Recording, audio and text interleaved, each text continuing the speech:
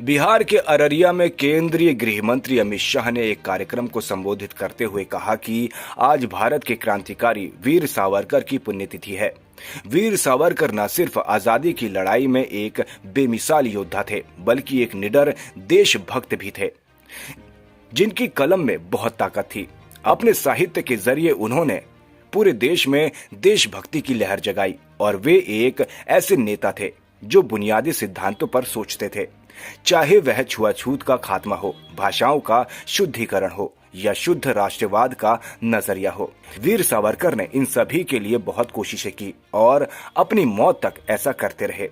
आज पूरे देश की तरफ से मैं हमारे महान स्वतंत्रता सेनानी वीर सावरकर को दिल से श्रद्धांजलि देना चाहता हूं। सावरकर जी न केवल आजादी के संग्राम के अप्रतिम योद्धा थे,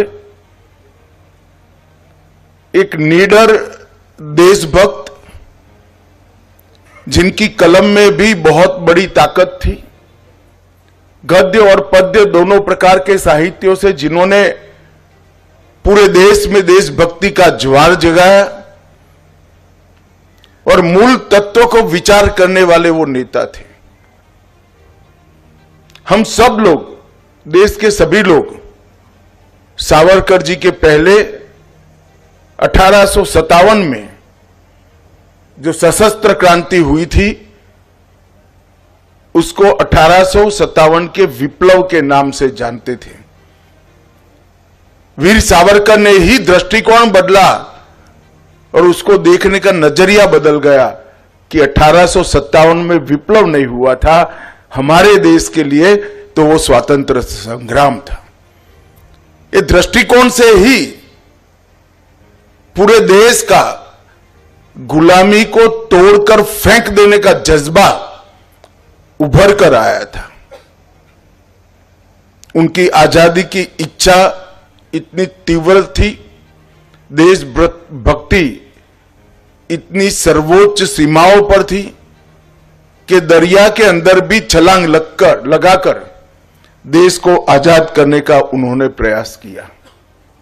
अस्पृश्यता हो, भाषाओं की शुद्धि हो या परिशुद्ध राष्ट्रवाद की कल्पना हो, ये सभी के लिए वीर सावरकर जी ने मृत्यु पर्यंत बहुत प्रयास किए और निरंतर करते रहे। आज मैं मनपूर्वक पूरे देश की ओर से हमारे महान स्वतंत्रता सेनानी वीर सावरकर जी को हाथ जोड़कर श्रद्धांजलि देना चाहता हूं।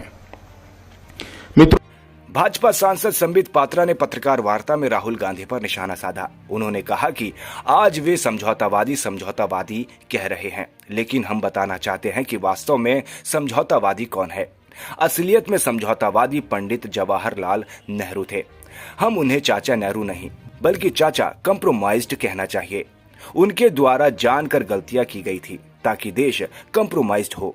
सवाल है कि राष्ट्रीय सुरक्षा इतनी कमजोर क्यों बनाई गई। दूसरा विषय क्षेत्रीय समर्पण का है। चाचा कंप्रोमाइज्ड ने अपने मन के मुताबिक भारत के मानचित्र पर पेंसिल लाइन बना दी थी कि ये पाकिस्तान, चीन और भारत है, ताकि इनकी डायनास्टी कितनी कॉम्प्रोमाइज्ड है, इनकी हालत कितनी कॉम्प्रोमाइज्ड है और इनके कॉम्प्रोमाइजेस के कारण भारतवर्ष को क्या सहना पड़ा है, क्या हानि हुई है। What losses has India taken upon itself because of the compromises of the dynasty of the Gandhi family is something which we have to remind the Gen Z and the others in the country again and again. How Nehru was compromised and how the compromises of Nehru compromised our country, आज इस विषय में कहूंगा। चचा नेहरू बोला जाता था उनको, चचा Nehru. He was compromised Nehru. चचा कॉम्प्रोमाइज्ड, वो चचा नेहरू नहीं थे, वो चचा कॉम्प्रोमाइज्ड थे। मुझे लगता है आज से उनको चचा कॉम्प्रोमाइज्ड के नाम से ही बोलना चाहिए।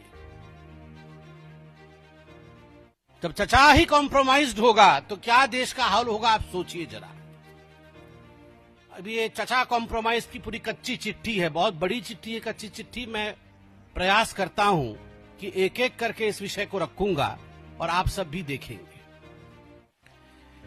और ये चचा कॉम्प्रोमाइज की जो गलतियां थी, ये कोई नीतिगत गलतियां अनइंटेंशनली उनसे हो गई थी, ऐसा नहीं है। ये गलतियां सोच समझ करके, जानबूझ करके किया गया था ताकि देश कॉम्प्रोमाइज्ड हो। मैं पहला आरोप जो मीडिया के समक्ष और मीडिया के माध्यम से देश के समक्ष रखना चाहता हूं चचा कॉम्प्रोमाइज्ड के बारे में, वह है कि चचा कॉम्प्रोमाइज्ड के सचिवालय में, नेहरू के सचिवालय में सीआईए का इतना पैठ था कि उनके जो विशेष सहायक या विशेष सचिव थे, जिनका नाम M.O. मथाई था, M.O. मथाई को अमेरिकी एजेंट के नाम से बुलाया जाता था।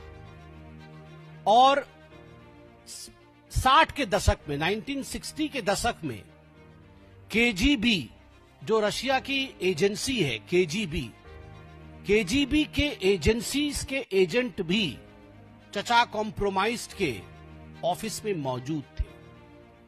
तो चाहे वो M.O. मथाई हो, चाहे KGB के एजेंट्स हो, CIA और KGB का दबदबा चचा नेहरू के ऑफिस पे था।